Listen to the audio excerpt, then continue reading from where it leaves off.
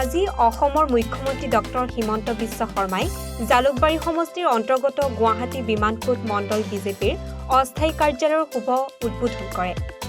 মুখ্যমন্ত্ৰীগৰাকী সমষ্টিটোৰ দলীয় কাম-কাজ চোৱাচিতা কৰিবলৈ মাজে সময়ে উক্ত কাৰ্যালয়ত বহি বিভিন্ন আলোচনা বিলোচনা কৰিব বুলিও জানিব পৰা গৈছে। আজি এই অনুষ্ঠানত বিমানকোট মণ্ডলৰ অন্তৰ্গত প্ৰায় শতাধিক কংগ্ৰেছ কৰ্মীও বিজেপিত যোগদান কৰা পৰিলক্ষিত হয়। আপোনালোক সকলোৱে জানে যে আমাৰ বিমানকোট অঞ্চলটো আমাৰ যাক আমি বিমানকোট মণ্ডল বুলি কওঁ, এই অঞ্চলটো জালুকবাৰী সমষ্টিত নতুনকৈ সংযোজন হৈছে আৰু যোৱা ৬-৭ মাহ বিশেষকৈ লোকসভা নিৰ্বাচনৰ পিছৰে পৰা এই নতুন অঞ্চলৰ ৰাইজৰ লগত মই চিনা পৰিচয় কথা বতৰা সমস্যাৰ বুজ ল'বলৈ চেষ্টা কৰিছোঁ।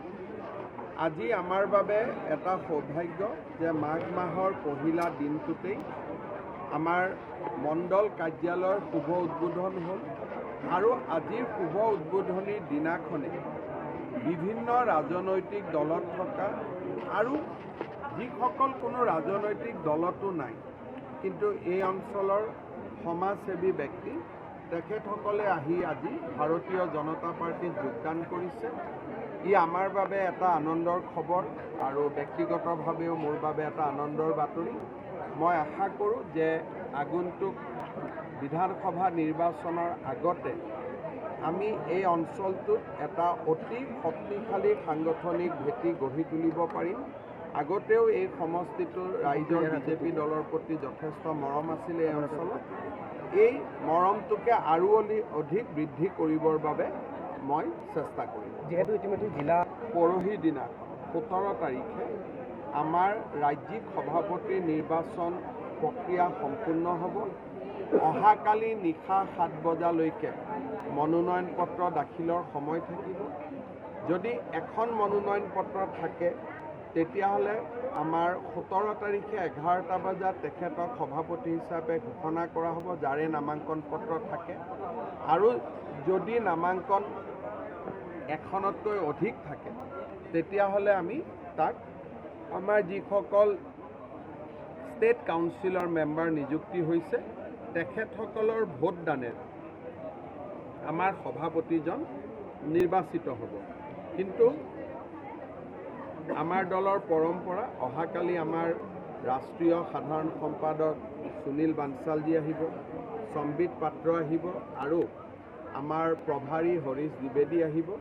তিনিওগৰাকীয়ে আমাৰ দলৰ নেতৃবৃন্দৰ লগত কথা পাতি সভাপতি পদৰ বাবে যিমান দূৰ সম্ভৱ এজন উমৈহতীয়া প্ৰাৰ্থী স্থিৰ কৰিব আৰু সন্ধিয়া 7 বজাৰ পৰা নামাংকন পত্ৰ দাখিলৰ প্ৰক্ৰিয়া আৰম্ভ হ'ব। আৰু শ্ৰী গজেন্দ্ৰ সিং শেখাৱত কেন্দ্ৰীয় মন্ত্ৰী তেখেতে নিৰ্বাচনী পৰ্যবেক্ষক হৈ অহাকালি ৰাতি গুৱাহাটীত উপস্থিত।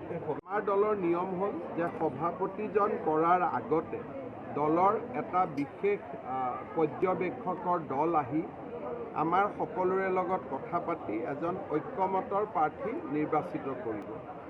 আৰু সেই ঐক্যমতৰ প্ৰাৰ্থীজন কোন হয় আজিয়ে মই ক'ব নোৱাৰোঁ, যিহেতু সেই প্ৰক্ৰিয়াটো অহাকালি হ'ব।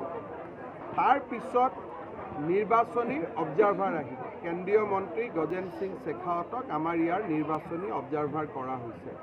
গতিকে গোটেই বিষয়টো অহাকালি পৰিষ্কাৰ হ'ব আৰু 17 তাৰিখে 11 বজাৰ পিছত এই গোটেই সংগঠন পৰ্বৰ যিটো এটা ডাঙৰ আমি এটা প্ৰক্ৰিয়া যোৱা 4 মাহ ধৰি চলাই আছিলোঁ, সি এক প্ৰকাৰ ৰাজ্যিক পৰ্যায়ত সামৰণি পৰিব।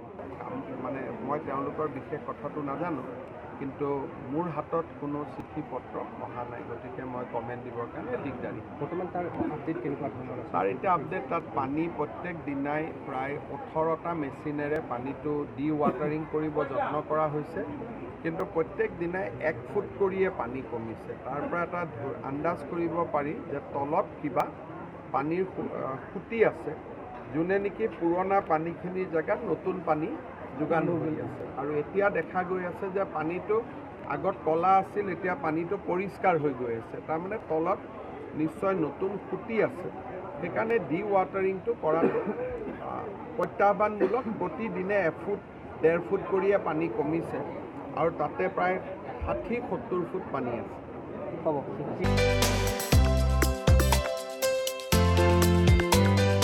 বৰঝাৰৰ পৰা উত্তম হীৰাৰ প্ৰতিবেদন, এনিভাৰত 24।